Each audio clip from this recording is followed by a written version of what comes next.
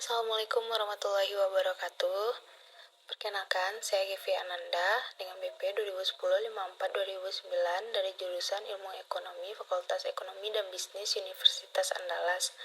Dalam video ini, saya akan menjelaskan tentang detail bentuk yang luas, rasionalitas berurutan, dan kesempurnaan subgame.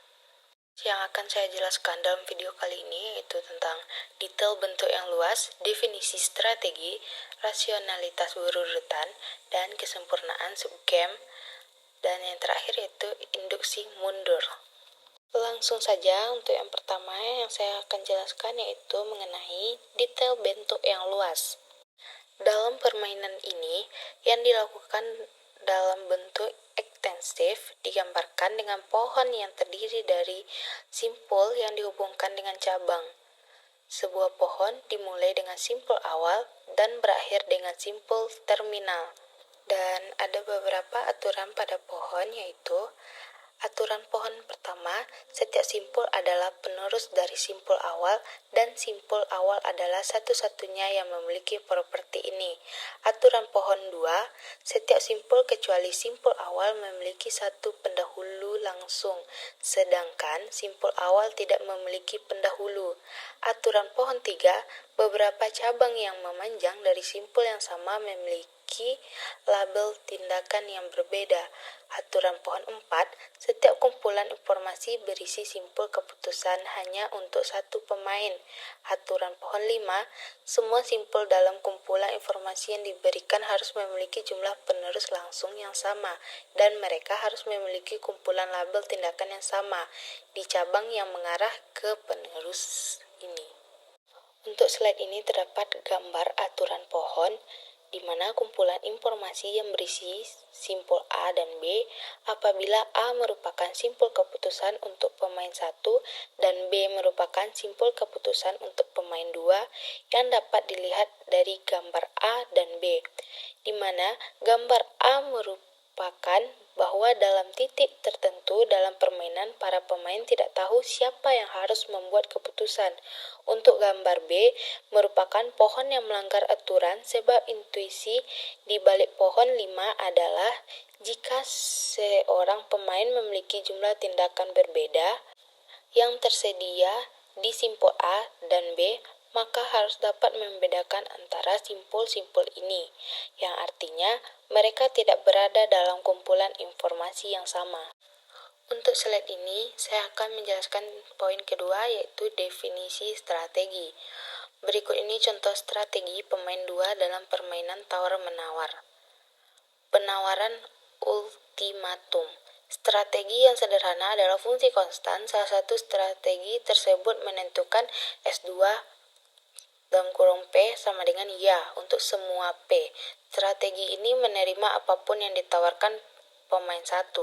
Jenis strategi lain untuk pemain 2 adalah aturan memotong, yang akan menerima harga apapun atau di bawah nilai memotong P dan sebaliknya akan menolak.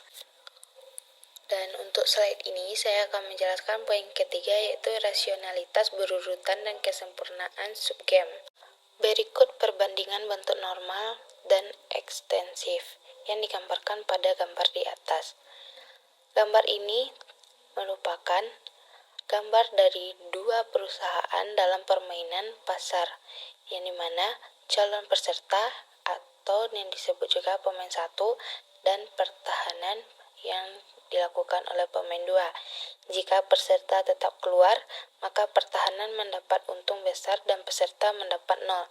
Jika calon peserta benar-benar memasuki industri, maka pertahanan harus memilih apakah akan terlibat dalam perang harga atau tidak. Jika perusahaan memicu perang harga, maka kedua perusahaan menderita. Jika inkuben mengakomodasi peserta, maka kedua memperoleh keuntungan yang tidak seberapa.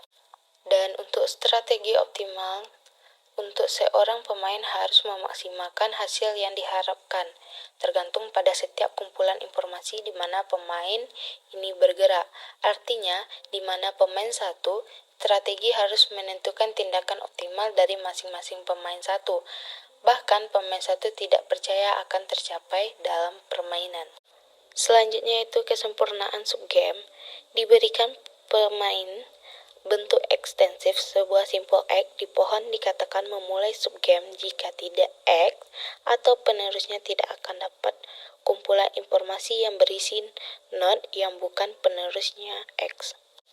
Subgame adalah struktur pohon yang didefinisikan oleh simpul tersebut X dan penerusnya. Ambil simpul apa saja X dalam bentuk ekstensif, periksa kumpulan simpul yang diberikan oleh X dan penerusnya. Jika ada simpul yang bukan merupakan penerus dari X tetapi terhubung ke X atau salah satu penerusnya dengan garis putus-putus, lalu X tidak memulai subgame.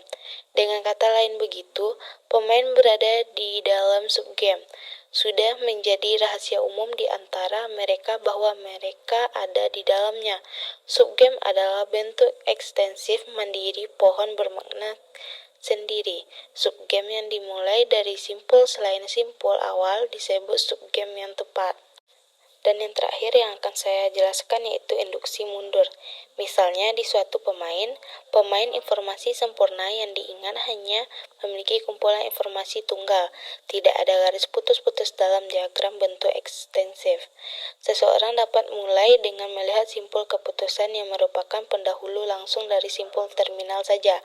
Pada simpul keputusan seperti itu, pemain berakhir setelah pemain yang relevan membuat pilihannya dan karenanya untuk menentukan tindakan optimal tidak perlu memikirkan perilaku pemain. Pada dasarnya, pemain yang sedang bergerak memiliki pilihan di antara beberapa simpul terminal dan diasumsikan bahwa dia akan memilih tindakan yang memaksimalkan hasil. Untuk prosedur induksi mundur, proses menganalisis permainan dari akhir hingga awal. Di setiap simpul keputusan, satu pemogokan dari pertimbangan setiap tindakan yang didominasi, mengingat simpul terminal yang dapat dijangkau melalui permainan tindakan diidentifikasi pada simpul penerus. Hanya itu yang dapat saya sampaikan. Apabila ada salah dan janggal, saya mohon maaf.